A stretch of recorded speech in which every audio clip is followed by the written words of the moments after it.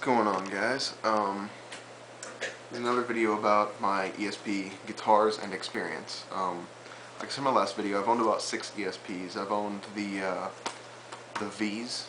I've owned a KH202.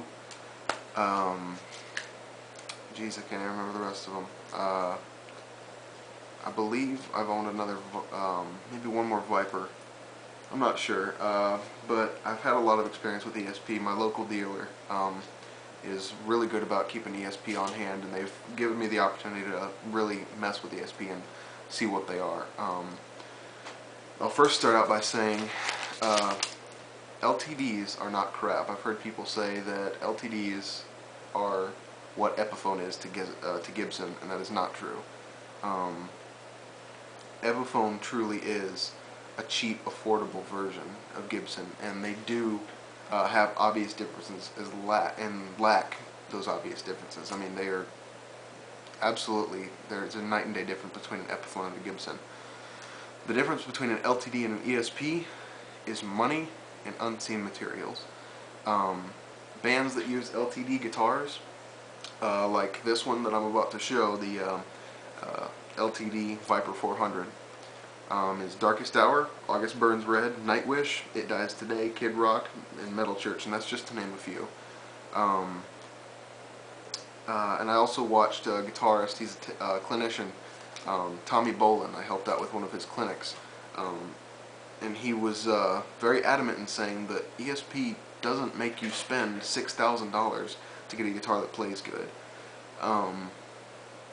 He was up there playing, I think, a 200 series guitar, and this guy is a phenomenal guitarist, and the guitars didn't go out of tune. They sounded great. So I'll go into a little bit of what guitar I have and show some of the features. Firstly, this is my ESP LTD 400 series Viper. It's a mahogany body and neck with a set neck. It's in an Olympic white, I believe.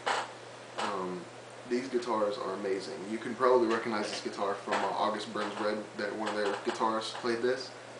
And you can find on YouTube, if you look hard enough, there's an interview with him talking about his ESP guitar, saying he got this guitar out of the box. He spent his own money on it because he couldn't afford the higher end.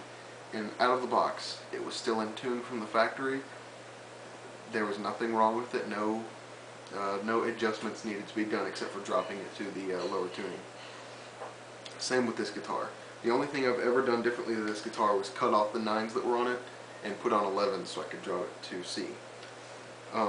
It came standard with dual 81 active EMGs, Grover tuners, a 42mm Earbonic compensated nut. It's got the extra jumbo frets. It's got beautiful inlays with the guitar model and the 12th fret. It's got one volume, one tone knob with a 3-way flip switch selector, Tone Pros bridge with a stop tailpiece. I own a Dean, a Paul Reed Smith, and I've played a lot of others, and with all those other guitars I've had to change out the jacks. I've had problems with the pickups getting, just picking up static. I've had problems with tuners actually breaking off. Never had a problem with ESPs. The craftsmanship in these guitars is phenomenal. Like I said before, the only difference between, say, a 400 series and an actual ESP is materials in the body that you're not going to hear with your ear. The guys who carry around a $20,000 rig like Mark Tremonti, he might care about what the guitar is made out of. Anything just past basswood I'm happy with. This is mahogany. My other guitar, I believe, is ash. I'm not sure, but it might be mahogany also. But these guitars are absolutely awesome. The pickups are what really making your sound most of the time. For the kind of people, most of you guys are like me, who can only afford a semi-nice guitar and a good amp. Well, these guitars are far beyond semi-nice. They're awesome.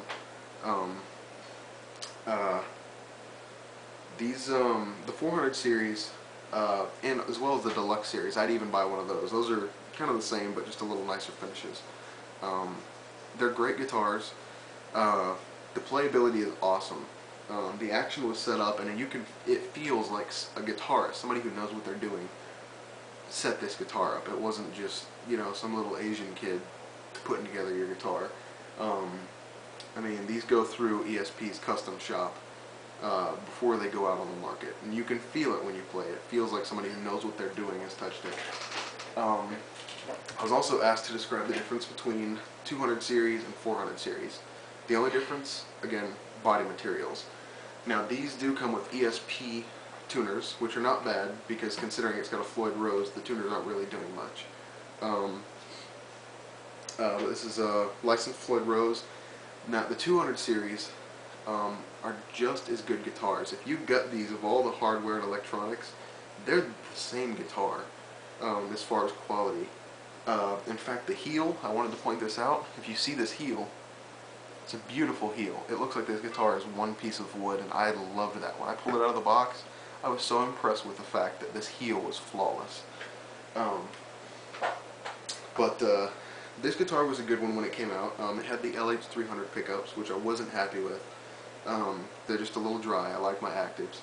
So I put an Active 8185 setup. And it did have coil tapping, but I lost that because you can't have that with the actives. But yeah, this guitar, the craftsmanship is great. It's got a beautiful flame maple top. Action was great, never messed with it. I also dropped this one down to C. Overall, they're all awesome guitars. If you bought a 200 series guitar, you're going to get the same playability, function, balance, and just quality as you are 400 series, a Deluxe 1000, or even an ESP. ESP or LTDs really start lacking when you get into the 100 series.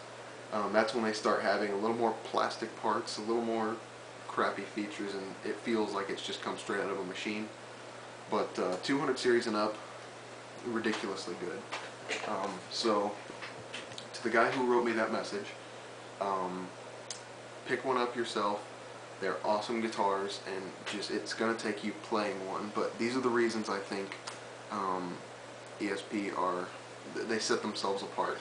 There are those top guitars, the Deans, the Jacksons, Comparisons, ESPs, but I think for me, ESPs are the best guitar. You won't find too many better guitars for this price that match the upper register guitars. And just look around at all the bands. These guys have the money to pay more for their guitars, but they buy these, and I think that says something. So I hope that helped out.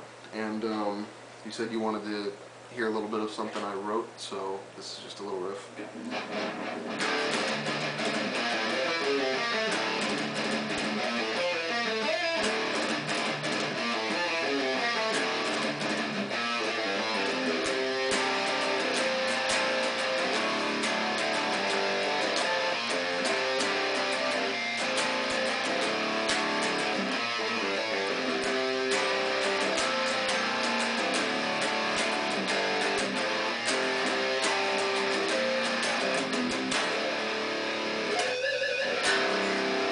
Hope that helped a little, and let me know if you'd like any more info about ESP, or I can even brag about my Yamaha drums if you like. So I hope that helped out.